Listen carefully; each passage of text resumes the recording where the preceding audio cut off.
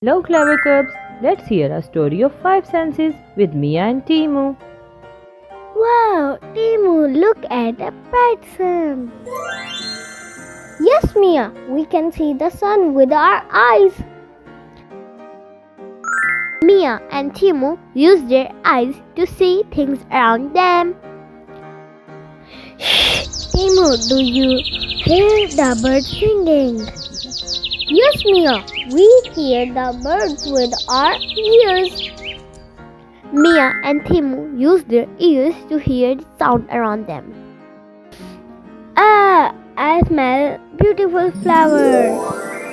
Yes, Mia, we smell with our nose.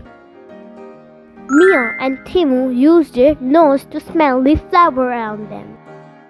Timo, try this patty cake. It tastes yummy. Mia and Timo use their tongue to taste the cake. This leaf feels soft. And this rock feels hard. Mia and Timo use their hands to touch things around them. Today we use our sight, hear, smell, taste and touch. Yes, these are our five senses. Mia and Timo learn the five senses. Learning is fun. Don't forget to like, share, and subscribe to Clever Cub by Ayesha. Bye bye.